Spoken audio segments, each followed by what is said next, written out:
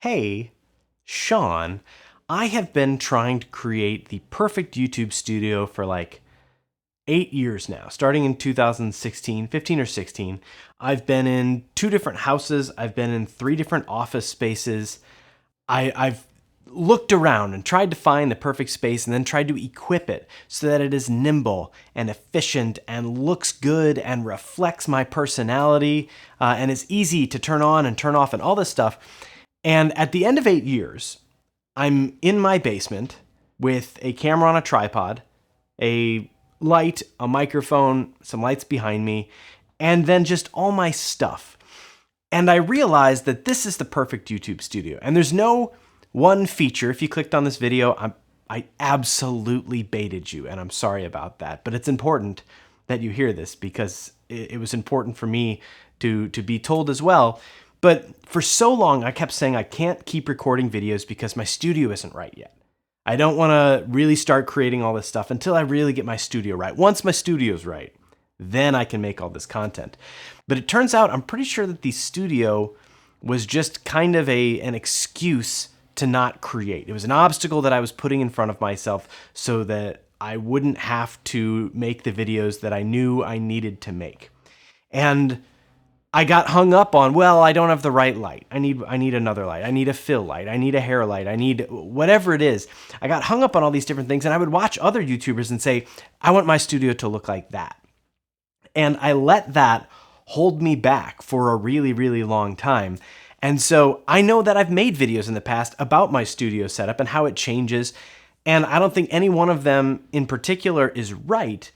I think the trend is right of there's different studios for different days. Maybe you want to record outside. Maybe you want to leave stuff set up in the same room or in your basement. There's ways to do that.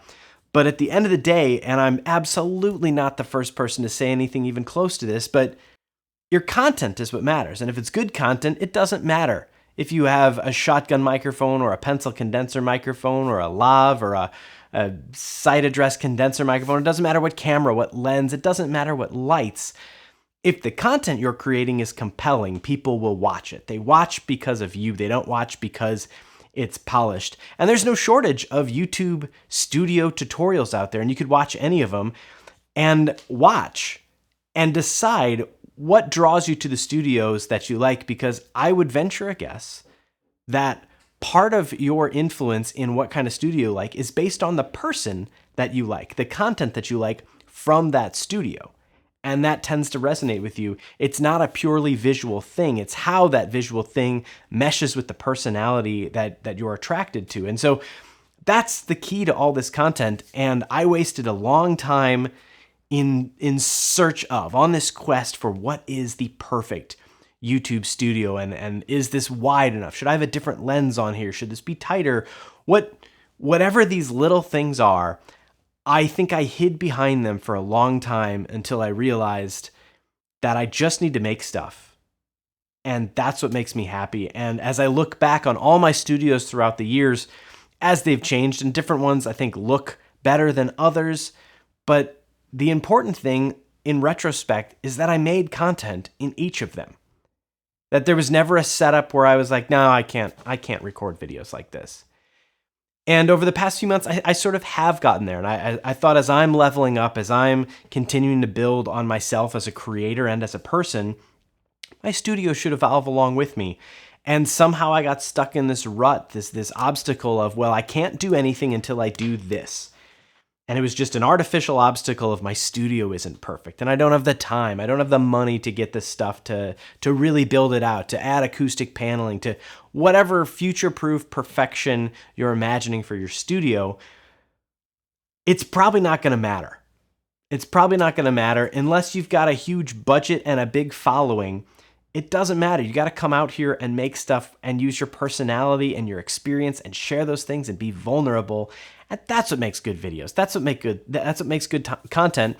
And if I was going to talk to you about my camera settings, I don't think you would care too much about whether the background was red and blue or green, whether it was a perfect white screen. If you're watching this, you probably have watched another one of my videos, and you understand that what I'm about might be similar to what you're about, or what you're trying to be about, or what I'm trying to be about might be who you already are.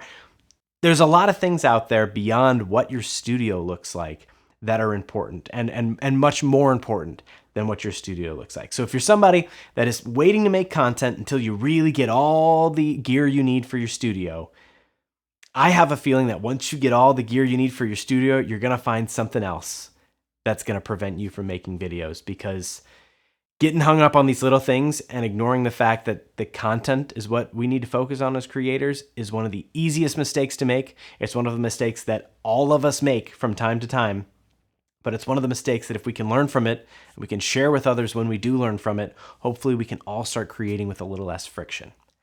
That's all I got. Thanks for watching. Good to be back. Have a great day or night or whatever, wherever. See you later. Bye. The biggest mistake you can make is not any particular piece of gear, or I don't even have a microphone.